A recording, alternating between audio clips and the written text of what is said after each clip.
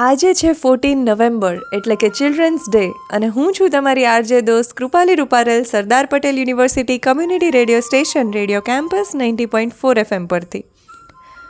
મારી વાત કરું તો મારે બાળકોને રોજ મળવાનું થાય અને જ્યારે ટીચર્સ ડે પર એ લોકોએ મને વિશ કર્યું ત્યારે એક બાળકે આવીને મને સહજતાથી પૂછ્યું કે ટીચર્સ ડેમાં ટીચર્સ માટે આટલું બધું થાય છે, સ્કૂલમાં પણ અમે ટીચર્સ બન્યા, ટીચર્સ માટે પ્રોગ્રામ્સ થયા, તો ચિલ્ડ્રન્સ ડેમાં અમારા માટે કેમ આટલું કંઈ નથી થતું? આવું તો ના ચાલે ને.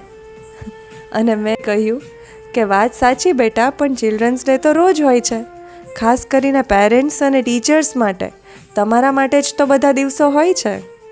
અને સ્ટીલ છે તો બાળક, એટલે આ વાત એને સમજાય ત્યાં સુધી તો એના ચહેરા પર મને નિરાશા દેખાય. અને આજે જ્યારે ચિલ્ડ્રન્સ ડે છે તો આઈ એમ શ્યોર તમે બધા જ એગ્રી કરશો કે બાળક થેરાપીની જેમ વર્ક કરે છે.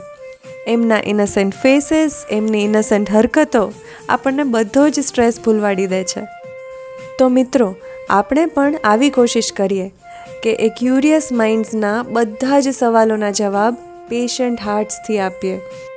એ મન ખોલીને થતી વાતોને ખુલ્લા કાન અને હૂંફ ભર્યો હોંકારો આપીએ. After all they are the future of the nation. અને આપણા જ ભવિષ્યનું આપણે જ ધ્યાન નહીં રાખીએ તો કોણ રાખશે? To all the kids and to all the hidden kids within us, happy children's day.